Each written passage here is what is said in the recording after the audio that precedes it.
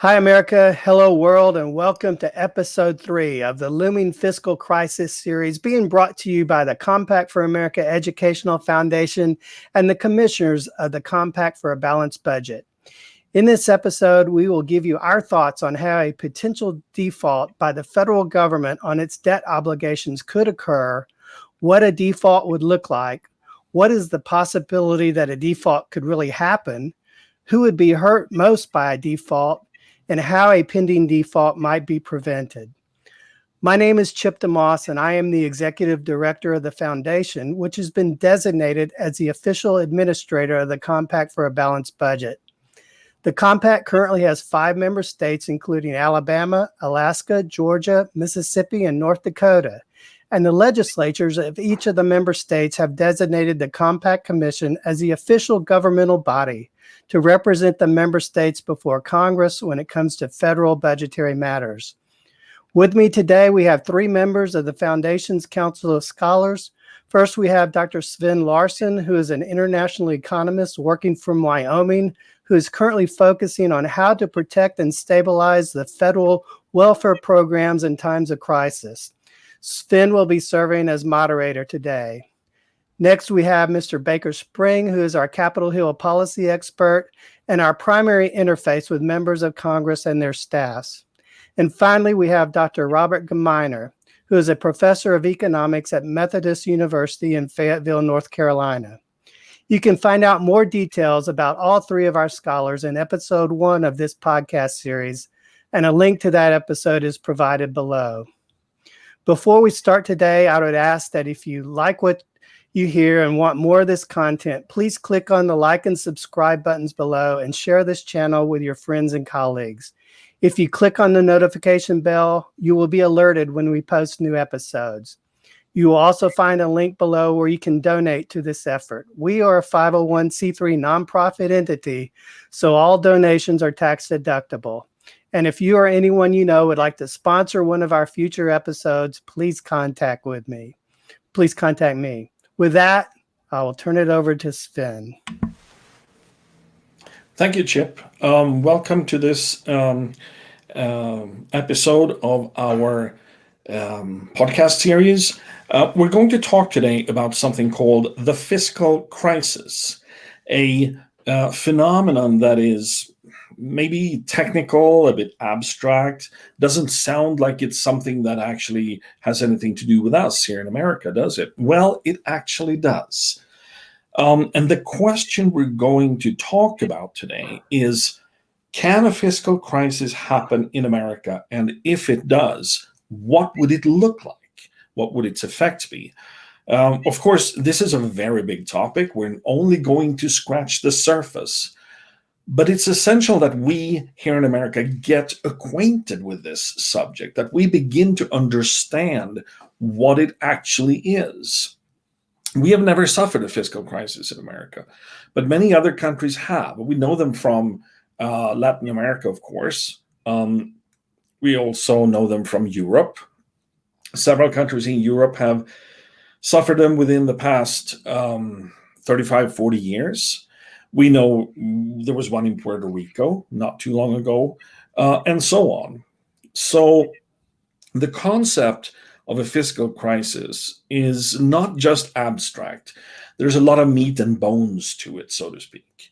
So that's why we wanted to bring it up, but also because, of course, our federal government is in a very serious situation, a very serious fiscal state, if you will, with enormous deficits, a ballooning debt, and seemingly no end in sight to this.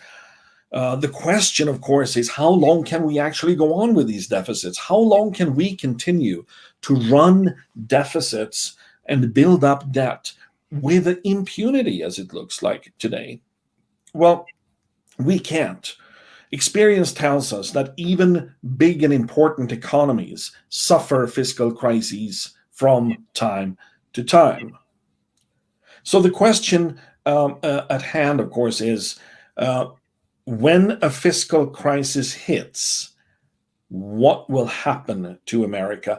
We're not going to explore the broader repercussions. We're going to look at the concept of a fiscal crisis per se. And I'm really happy to have with me Baker Spring and Robert Gmeiner. They're going to add very valuable insights to this. I just wanted to take a moment and explain the concept a little bit further. I have done a lot of research on fiscal crises. I wrote a book about the fiscal crisis episodes in Europe during the Great Recession. It's called Industrial Poverty, was published in 2014 by Routledge, or one of Routledge's sub-brands. A fiscal crisis is a situation where government running a deficit reaches a point where the open sovereign debt market no longer trusts that government with fulfilling its debt obligations without significantly higher interest rates. Bluntly speaking, what would happen in America to cause a fiscal crisis is that we reach a point where investors in U.S. treasuries say, I'm not satisfied with this low interest that I'm getting now. I want 5, 6, 8%, maybe even higher than that. And it would be a crisis of confidence, a crisis of credit worthiness that would trigger this. Now, the reasons why investors get to that point, that's a different story. But that is sort of where the trigger point is, roughly speaking. And if we look at how fiscal crises have unfolded in countries that have suffered them, when you reach that point, there is no room really for long-term legislative action. The perspective on government spending, on taxes, becomes very short-sighted. And that is a situation, as I mentioned, that we have never seen in America. So I want to bring in our my two friends here who are also on the Council of Scholars, and I want to get their take on this. Baker, why don't we start with you? You are one of America's foremost experts on the federal budget. And for anyone who has looked into the federal budget, that is no small accomplishment. Baker not only knows the budget inside and out, but he knows the entire legislative machine needed to create that budget, to keep it going, and to get it out the door. Quite frankly, that's a lifetime achievement in itself to be able to master that. Baker, what do you think of the concept of a fiscal crisis, and how do you think Congress would respond to it once they face it? Thank you for that kind introduction, Sven. Congress, at this particular point in time, for reasons that are always topical, ultimately has an interest in spending more federal dollars on whatever the circumstance demand. And of course, the overarching one for the past year and a half or more has been the responding to the effects of the COVID-19 pandemic. And the result has been that Congress will spend this money in deficits and debt. So let's just take a look at the numbers as they are projected to be under the budget plan that has just been approved by Congress last month. In that budget, we're talking about the government spending over the 10-year budget period, $67 or so trillion. Revenues are supposed to increase under this proposal as well, but not nearly to the level that we're talking about on the spending side, somewhere in about the 51, 52 trillion. The result is that deficits in the federal budget are above $1 trillion under this plan in every year of the 10-year budget period. Indeed, in the final year, you'll be over $2 trillion in deficit just for the single year. The the debt will grow from a current level of roughly $28.5 trillion to $45 trillion by the end of this 10-year budget period.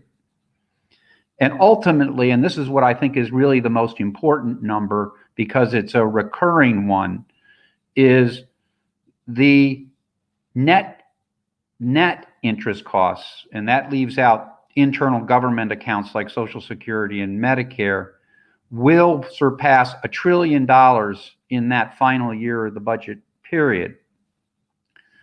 Ultimately, those interest costs will become, in my judgment, politically intolerable for members of Congress.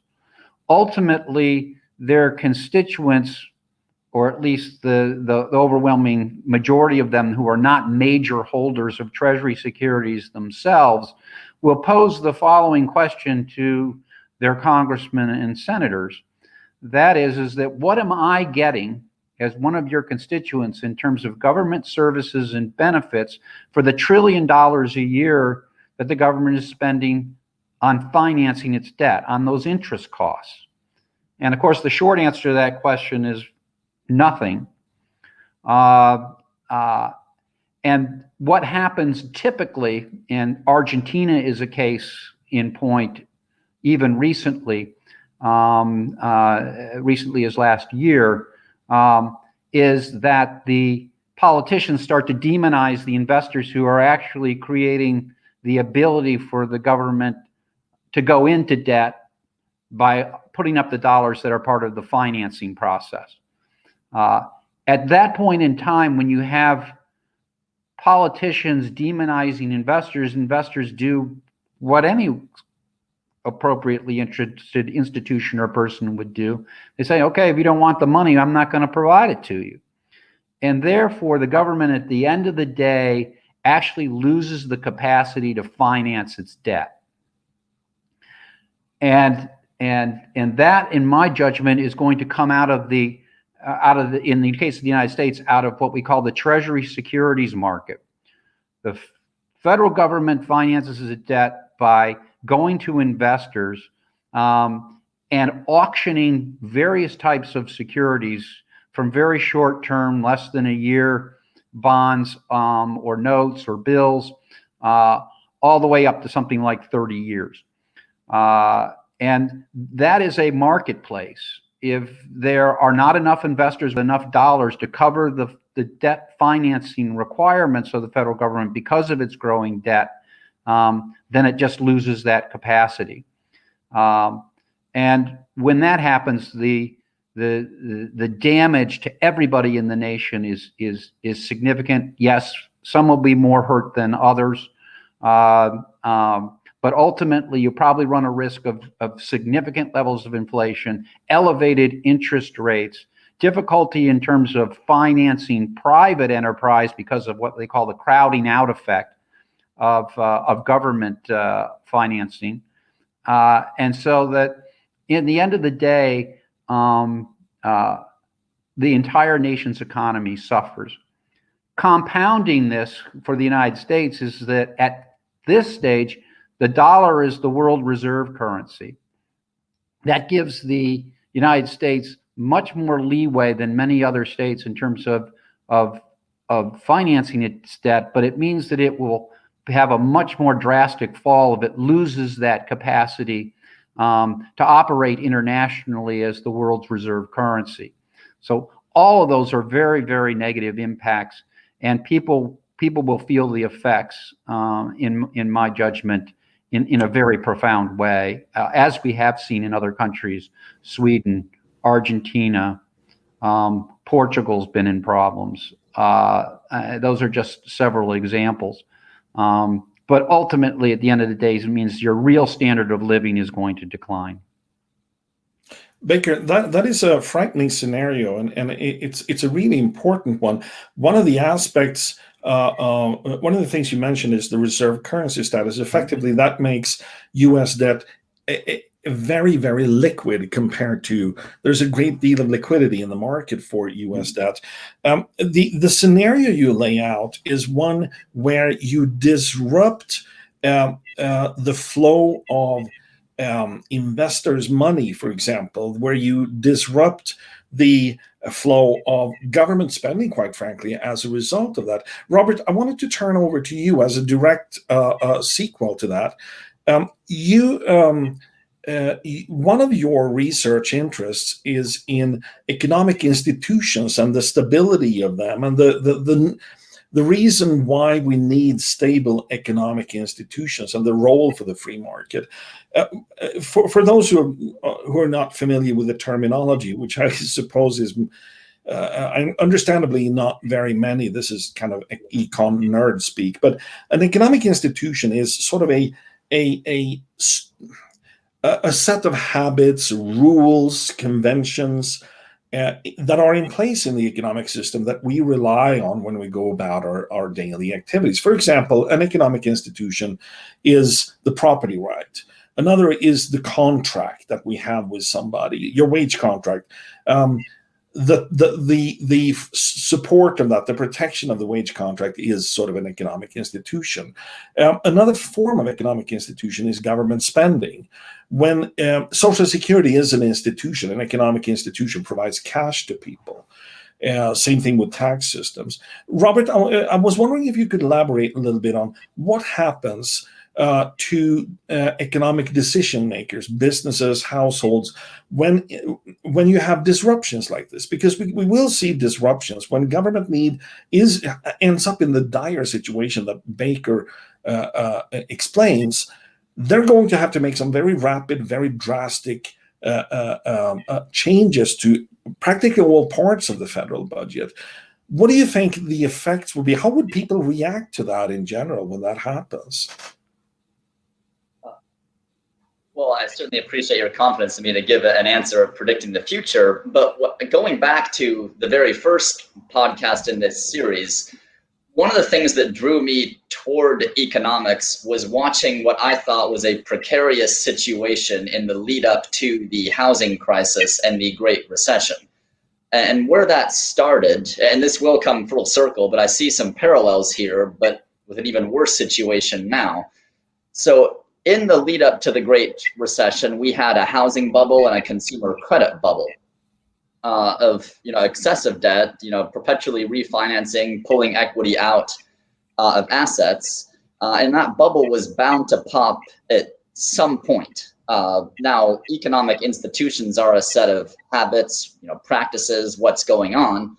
As long as the assets kept going up, there was nothing, really to worry about. We needed some change in behavior that was going to cause that bubble to burst. And it was going to happen at some point. And purely speculative, the thing that I think may have been kind of the first thing that started puncturing that bubble was a massive run up in oil prices, energy prices in general, that started to burn a hole in consumers' wallets, which was going to make it harder to pay for the housing. And before you know it, we've got default going on, and the whole thing cascades into a crisis.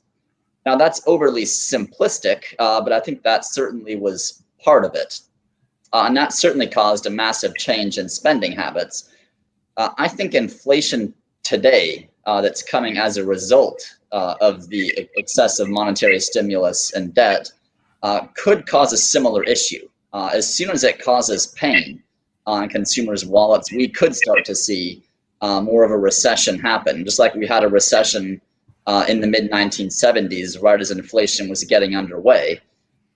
Because inflation rates, no matter what measure you use, they're overly simplistic because not all prices change at the same rate. All we need are a few differential price changes of something going more than something else to start to change habits.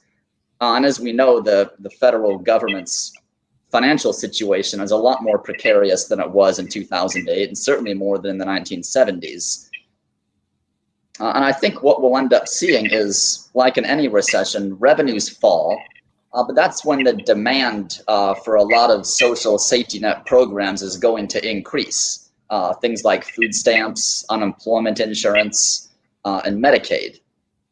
And even if inflation itself doesn't do it, there will be an increase in interest rates almost whether or not the Fed wants to keep doing things to the monetary base, simply because It's the Fisher effect. Interest rates always rise with inflation because people want to protect their assets. So how is this going to change behaviors? As the federal government has to make serious choices in a time-constrained manner, it's going to affect spending throughout the entire economy in ways that I don't think are too hard to foresee, but may not be at the forefront of everyone's mind. All state governments, most or all local governments, get a lot of funding from the federal government. That's where a lot of federal dollars go. So a lot of local purchases, local government salaries are going to start drying up. And that's going to squeeze other aspects of state and local budgets as well. Money's fungible. If the states have to compensate for what the feds aren't funding, they're going to have to cut other services as well. And I think it's hard to say just precisely what the government spends money on, but I know of small businesses in rural Western North Carolina, where I grew up, who provide a lot to the federal government. We're going to see this direct effects, I think, throughout the economy, as well as indirect effects as inflation picks up and job losses mount. The other thing that starts to worry me is I'm not entirely sure we're done with asset bubbles, like housing bubbles or stock bubbles. Mostly because I think even if things are overvalued, which they are, people are going to want to protect their money from inflation and start looking for other assets. Cryptocurrency be one, but houses and stocks are what's been driving this throughout this recent period of low rates. That's a really interesting framework for this, and I like your comparison to the housing bubble. In a sense, what you're pointing there to is the trigger. What is the variable that triggers a crisis? In that case, it was inflation and the related. I'm glad you bring up the Fisher effect. I like that one. But the same, there is a parallel, as you say, to a fiscal crisis. There is always one triggering variable that sets it in motion. And the experience from previous fiscal crises, the ones that Baker mentions, we had the one in Greece, we had one in Denmark back in the 80s, etc. The experience is that it is difficult to predict exactly what will trigger it, except that there will be a loss of faith in the government's ability to honor its debt obligations. And what concerns me the most about that, and you touched upon this, Robert, is the change in the rapid sort of disruption of economic behavior. And if you put that in a legislative setting, it becomes really becomes a new situation for America. Baker, I wanted to pick your brain a little bit on this. Mm-hmm. What do you think? How do you think Congress is going to respond? Let's say we end up in a situation where the sovereign debt market starts demanding 5, 6, 8% interest, and this happens over a period of a few short weeks. Mm-hmm. In a scenario like that, how do you see Congress responding? I know this is a difficult question to answer, but is there a way to sort of rationalize or kind of try to predict or theorize how they would actually respond to a situation like that? Traditional fashion, and that traditional fashion is to search for scapegoats. That will start with the investors in Treasury securities that are demanding the higher interest rates. It will also pertain to banks that aren't lending people money as Congress thinks that it should. If the inflation is in the energy sector, for example, energy producers could come under attack and ultimately face probably what would become price controls. All of those kinds of steps would be counterproductive. But the political positive is clear. That is that if the politicians can find institutions and individuals that are politically unpopular to blame for the circumstance, then that is what I think that they'll do. And that's certainly, again, my favorite example is Argentina. That's basically what Argentina has gone through in terms of multiple default episodes that have occurred. Again, the most recent one, I think it was in the spring of last year. And so I think that that's how Congress will pertain. By the way, that's not just me speaking. The Congressional Budget Office, which is the official accounter for federal fiscal posture in the government's budget process, has talked about exactly these kinds of scenarios in its long-term budget forecast. And so that this isn't just people in academia who are looking at these kinds of things from a theoretical level and an academic level.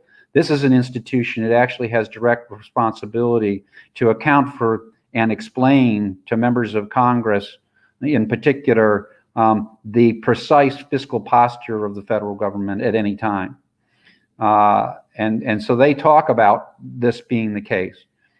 That basically, if there is a situation of fiscal crisis, which they define as you have, as either the reality or the imminent threat of the federal government losing the ability to finance its debt, there are basically, they can be blended, of course, but there are three options in general terms that members of Congress could pursue. One is to do drastic cutbacks in spending in order to right the fiscal posture as quickly as possible.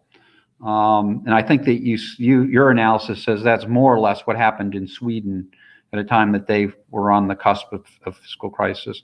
The second is to purposely inflate the currency, devalue the dollar, so that the federal government is paying paying off its debts with dollars that are significantly less valuable than the ones that they were provided when the debt obligations were sold at auction. The third is, again, to just refuse to pay, at least in a timely manner, commonly referred to as default. Those are basically the three options that the Congressional Budget Office talks about.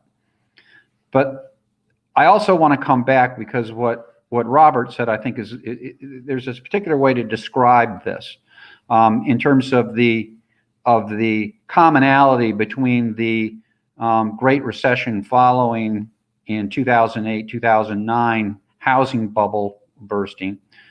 And that is that your true enemy here is a false sense of security. What markets are really about is balancing risk and reward. And to the extent that federal government pursues policies that deny that link exists, the more and more that you get the false sense of security that leads to true catastrophe. My specific thing with regard to 2008 and 2009 was the insurance, effectively what amounted to insurance methodologies, sometimes called derivatives, that told everybody that if you're invested in mortgage-backed securities, there's insurance policies that are going to make you whole if indeed there was any bursting of the bubble in the housing market. Well, those insurance mechanisms proved inadequate. They were very complicated and many people didn't understand them, but they sure got that false sense of security that can lead to the kind of catastrophe that we saw then in that sector of the economy. Robert, do you want to add anything to that? Well, one thing I will add is I think we can't overstate this issue of a false sense of security and then the amount of panic that ensues when that proves to be, that we didn't understand things correctly. And when I think about mortgage-backed securities, a lot of the issue was mark-to-market charges. People lost confidence in them because they had been overconfident. But that loss of confidence more than compensated, because you look at how they performed on the Fed's balance sheet, it hasn't been so dire as to really merit bringing the whole thing down. But that panic, that change of behaviors is what did it. And much the same thing could happen again. We also have another aspect. Let me back up. The comparison to 2008, 2009 is compelling for a host of reasons. We had a rapid plunge of the federal budget. Then it was an almost violent change during the last years of the Bush presidency. We saw a annual reduction, a trend of reduction in the deficit. If you forecasted the federal budget based on the trends in 2006, 2007, what you saw early 2008, by 2009 you should actually have had a surplus in the budget. Of course, that didn't happen because of the Great Recession, but the shift from I believe we were down to $160 billion in deficit in 2000, right before the recession. From that to over $1 trillion was very swift and took a lot of people by surprise. And it's that kind of violent swing that I'm concerned about. And I've seen the experience from Europe, especially around that time, was that things could change virtually on a dime. In Greece, for example, interest rates rose from relatively normal levels in the single digits to up to 25%, and it happened in a matter of months. The ability of the Greek government, for example, to sell its debt went from actually pretty good to a complete standstill. And they had to. The European Central Bank had to intervene. Both of you have talked about how these violent swings would affect the markets and what the effects would be on that. I was wondering, Baker, if I can go back to you, if you mentioned that there could be these three scenarios that the CBO lays out. One of the really bad options, the one that Greece tried or actually did, was a partial default. They defaulted on 25% of their debt. You mentioned that as one of the three options that the CBO talks about. To me, I mean, to anybody who has ever owned U.S. debt, any treasuries, anybody who has ever invested in that market, this is unthinkable. The U.S. government has never defaulted. Do you actually believe that it is well, I mean, we should be cautious how we phrase this, but is it a theoretical possibility? Is there an imaginable scenario under which, in a fiscal crisis, the U.S. government might actually default on some of its debt? I think that it can happen, and I chair an initiative with the Compact for America Educational Foundation that attempts to time out exactly how that could occur in a qualitative way by looking at 12 factors that would lead to that kind of circumstance. So yes, I think it can happen. Now, let me say this is a different scenario we're talking about with regard to the prospects for federal default up until now. There is ongoing right today another threat of default that is related to the debt ceiling. That's a different dynamic, and I don't want to confuse the two. But there is one commonality.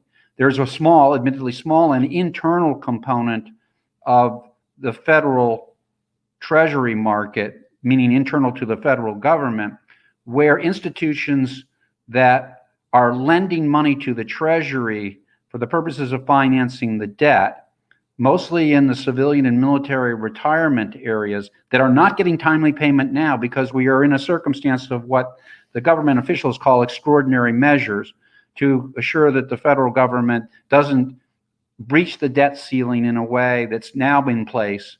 Again, at roughly 28.5 trillion in terms of the gross or debt subject to limit, as they call it. And so those institutions are not receiving timely payment of what they're due from the Treasury as the Treasury struggles to stay under the ceiling now that it's been restored with the expiration of an earlier law that suspended its application. That happened at the end of July. And so Secretary of the Treasury Yellen is saying in that particular case that these extraordinary measures will be exhausted probably next month. And so that it's a different dynamic that leads to default, but it is entirely thinkable to me that the federal government can look at other avenues for quote unquote not making timely payments and making promises that they'll make whatever people lose whole after the crisis is over. And that's exactly what the Treasury is doing in an admittedly small category of internal government financing of its debt today. But are you saying, Baker, that a small default due to the debt ceiling is almost like an unintentional dry run for a bigger default that would actually be triggered by a fiscal crisis? Am I reading too much in what you're saying? Or I think that I categorize it as a bad precedent. Bad precedent. When you look at the Treasury report, I believe it was in, what was it, 2017, as describing exactly what these extraordinary measures are, they use the magic words "will be made whole." And if somebody has to be made whole, then they're not getting paid today. And so that, in my judgment, it's not unthinkable that the federal government will expand the definition of extraordinary measures to a point that it may even include the non-federal investors, meaning not internal government accounts, but individuals, institutions, foreign governments, so forth and so on, that are holding Treasury securities out there. This is a frightening scenario we're looking at, but the very fact that it's frightening makes it all the more important for us to talk about it. Now, let me take a step back here. In order to avoid this really scary scenario, and if I was just to add one thing to it, having studied fiscal crises in Europe, I can assure everybody that we are right now only scratching the surface. Just talking about a default, that's only one of the really, really frightening aspects to it. There are many other frightening aspects when it comes to budget cuts that could come in that. I'll give you one example before I go to what I wanted to ask Robert about. But in Greece, during that crisis, they wiped out 50 to 90% of much of the entitlement programs they provided money through. The destitution and the devastation that happened there was almost unthinkable. And we're going to have to return to that. That's a topic we don't have time for today, what that actually meant and how that would translate to American conditions. But just to open a door for our viewers of what a fiscal crisis means beyond what we've already touched upon. But I wanted to get back to you, Robert. There is you mentioned mortgage-backed securities, and today the Federal Reserve is buying $120 billion a month worth of Treasury securities. 40 billion, I believe, of that is mortgage-backed securities. There have been some hints from the Federal Reserve that they want to pull back and reduce their monetization, so to speak, of Treasury debt. Let's say, I have no direct reason to believe this, but let's say they started with rolling back mortgage-backed securities. Now, you pointed to the real estate market as a key to the destabilization that happened back in 2008, 2009. What do you think would happen if the Federal Reserve today were to pull back from the mortgage-backed securities market? And I want to emphasize that I believe that the Federal Reserve should get out of that market for a number of reasons. But that doesn't mean that they can do it just under any circumstances. What are your thoughts on that? Well, I think we've got a couple of things running, counter to each other right here. Is that if they pull out, that's going to cause mortgage rates to increase, at least in some way, because most of the banks or non-depository lenders that write mortgages, they do it with the premise that they can sell the mortgage right away. That's how nearly all of them operate. So we're going to see interest rates rise if there's somehow less demand to buy them coming from the Fed. But I think one thing that may offset that to some degree is that as inflation picks up, unless the monetization really does stop soon and we can get inflation under control quickly, which I don't think is going to happen, people want returns on their money. They don't want the money to sit without getting anything at the bank. They're going to go for stocks, or they're going to go for real estate. And the whole idea that in some real estate markets, little houses could sell for several $1 million just already seems bizarre to me. And the only explanation I have is that it's looking for returns somewhere other than the bank. So whether that's going to continue to dominate or the rise in interest rates puts a stop to that, I'm not entirely sure. But I think all it does is just mean there's a lot of both risk and uncertainty in financial markets for real estate that's going to make whatever big swings happen maybe even more unpredictable. I'm glad you distinguished between the two terms, risk and uncertainty, because when we're looking at possible future scenarios for the federal government, there are some that you can actually put a risk calculation on and basically say these are probable or less probable scenarios. We know it's probably more or less probable that some tax bill will get passed. Baker is the expert on that, of course. But there are also scenarios that are genuinely uncertain. And what that means is that there is no way of actually predicting how probable they are because we don't have any historic information and historic experience to draw on for that. A fiscal crisis of the kind we are discussing here today is a genuinely uncertain scenario. You're opening a whole new set of possible outcomes that there is no way to predict what likelihood there is that that one scenario would unfold over another. The best we can do then is try to understand, if we want to kind of get a grip on the concept of a fiscal crisis, is to try to understand how key actors would react here. Baker, if I can toss this back to you, do you think that the Federal Reserve will actually phase out its deficit monetization? How do you think Congress would respond to that? Because there is a discussion right now about whether or not Jerome Powell should stay on, and there are a couple of other open positions on the Federal Open Market Committee. Yep. Where do you think? How do you see the dynamic between on the one hand the White House and Congress, and on the other the Federal Reserve with respect to the budget deficit? Absolutely. So I describe this as the point of intersection between monetary policy and the Federal Reserve on the one side, Congress and the President on the side of fiscal policy. That intersection point currently is that by buying Treasury securities in particular at the large level that it is, the Federal Reserve is effectively approving Congress's deficit spending has occurred since the onset of COVID. And Congress is very happy to have the Federal Reserve facilitating that spending.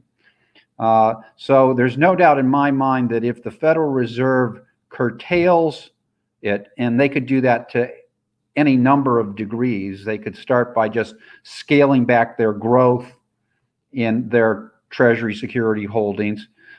They could go as far as saying, we're going to keep them pretty much at current levels, adjusted maybe for inflation. Or they could say, we're actually going to start selling some of our assets that are on our books, which would be, the opposite of what they're doing now. I think that particularly among the left-leaning members of Congress, the Federal Reserve's popularity there will go down significantly if the Federal Reserve has to do this. There's one counterbalancing thing that even the left knows that they don't want either, and that is really, really high levels of inflation.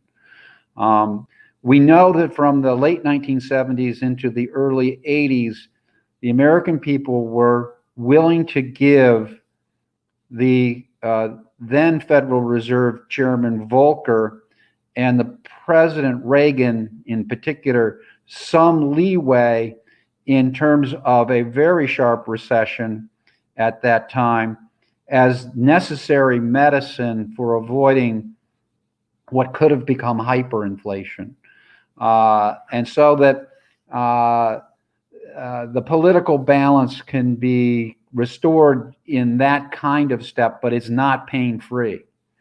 And so that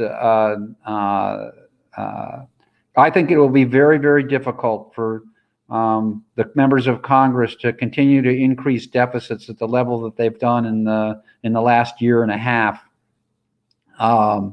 absent this backstopping mechanism, effectively, that the Federal Reserve is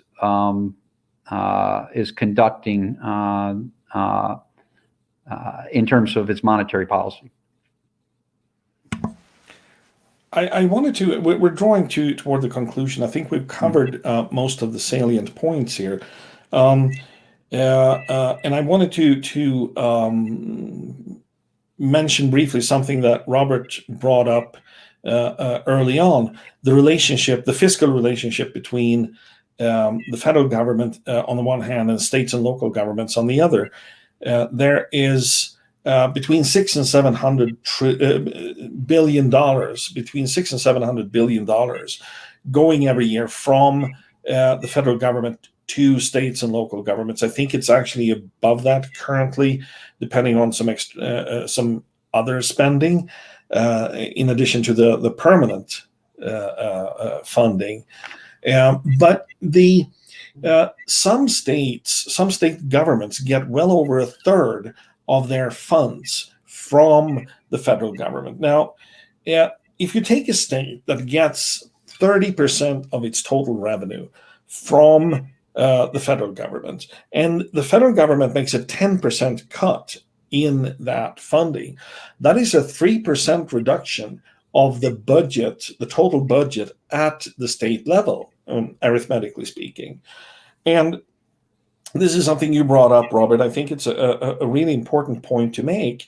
The cut that the federal government makes in that scenario does not come with a reduction of obligations for the state.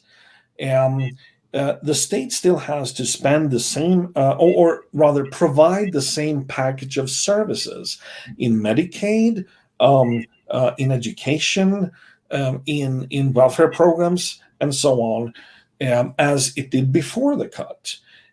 So I was just wondering, Robert, if you could elaborate a little bit on your thoughts on how state governments would respond to this, and is there anything they can do to shield themselves from a scenario like this, whether a fiscal crisis happens now or a few years down the road? Well, to the extent that states can't, they're going to have to get long-term obligations controlled in the same way the feds hopefully will. The issue with the states is it's less feasible for them to do it given the constraints that are imposed on them. But then at the same time, if anything, more urgent, because they do have to balance their budgets. The only debt that, well, for the most part, with some exceptions, is just off-budget investment debt, not for operating expenses. But I think where things are really going to get squeezed is the portions of state budgets that are not part of federal block grant programs, because if states have to reallocate funds to provide those same services, which politically are very salient to the voters, there are going to be some major reductions that have to be made elsewhere. There's just mathematically no real way to avoid doing that. That's a really interesting point you're bringing up there, that you would have states would experience a kind of fiscal infighting where they would have to prioritize programs sponsored by the federal government over those that they fund entirely themselves. That's a dynamic that I think a lot of state legislators hopefully would like to stay away from. Right. And unlike the federal Congress, they don't have a Federal Reserve that can give them, an practically interest-free line of credit that's unlimited. Exactly. Baker, your thoughts on that?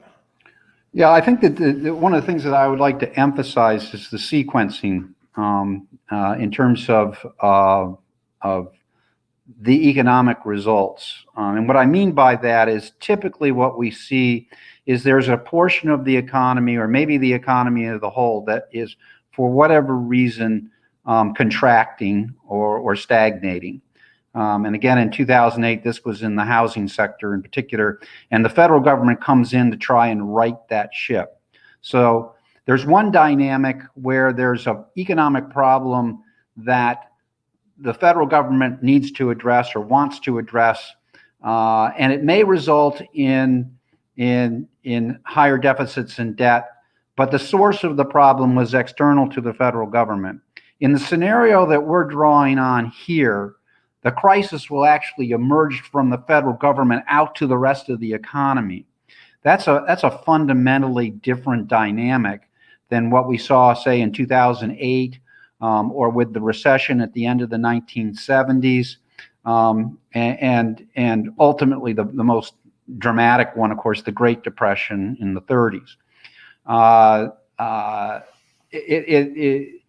The source of the problem is different, and therefore the solutions have to be thought of differently from any of those other scenarios. And as you suggested, that's effectively, from historical perspective, uncharted territory for both the federal government itself and for the broader economy.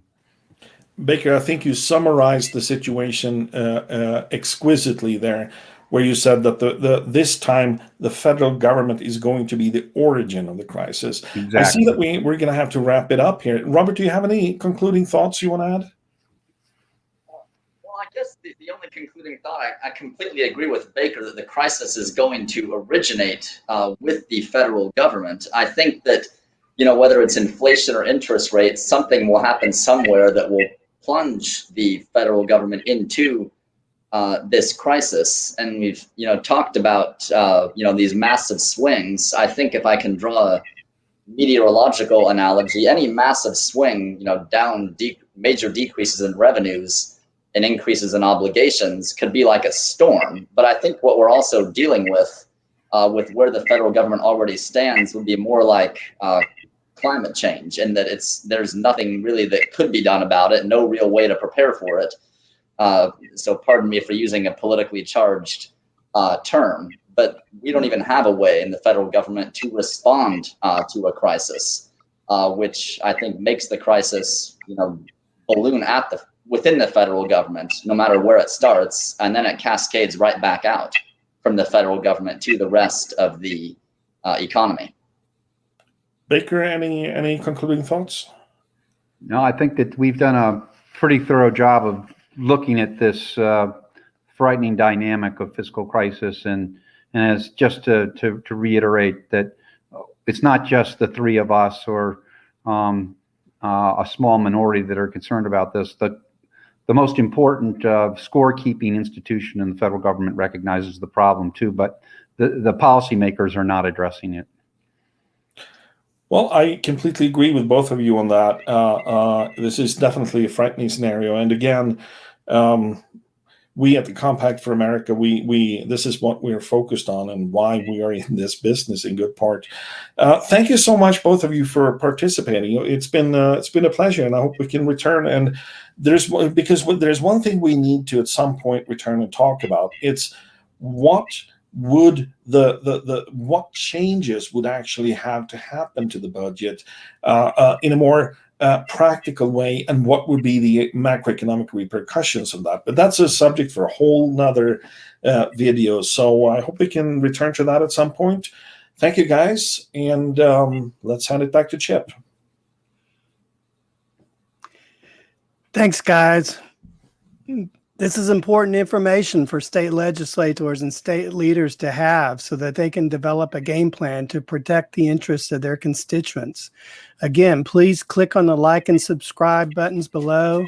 Share this channel with your friends and colleagues, and click on the notification bell to be alerted when we post new episodes. Our goal is to be able to post new episodes on a bi-weekly basis. The next episode will be on the details of the state-of-the-art balanced budget amendment that is the policy objective of the Compact for a Balanced Budget. You should know in advance that state legislators will have a prominent role in providing a key check and balance in the enforcement of the provisions of the BBA. Thanks for watching, and let's all work together on a nonpartisan basis to restore fiscal sanity to this great country. See you soon for episode number 4.